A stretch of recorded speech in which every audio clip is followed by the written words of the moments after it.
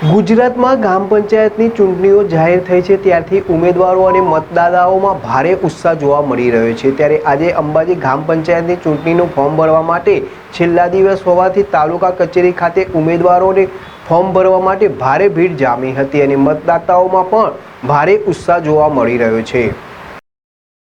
અંબાજીમાં પણ 18 વોર્ડ અને સરપંચ પદ માટેની ચૂંટણીઓ માટે ફોર્મ ભરવાનો આજે છેલ્લો દિવસ હોવાથી મામલતદાર કચેરી દાતા ખાતે ઉમેદવારોની ભારે ભીડ જામી હતી। પોતાના વોર્ડમાં સભ્ય તરીકે ઉમેદવારી નોંધાવવા અને સરપંચની ઉમેદવારી નોંધાવવા માટે મામલતદાર કચેરી ખાતે ઉમેદવારોનો ઘસારો જોવા મળ્યો હતો। સાથે ઉમેદવારના ટેકેદારો પણ મોટી સંખ્યામાં ઉમેદવારોની સાથે જોવા મળ્યા હતા।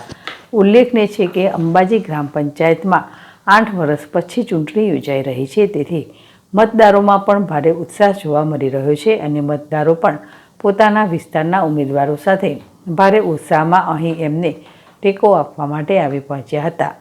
અંબાજી ગ્રામ પંચાયત માટે સભ્યો માટે કુલ 78 ઉમેદવારોએ ફોર્મ ભર્યા હતા, જ્યારે સરપંચ પદ માટે કુલ 7 ઉમેદવારોએ ઉમેદવારી નોંધાવી હતી। અરવિંદ અગ્રવાલ, જેડેશ ટીવી, અંબાજી।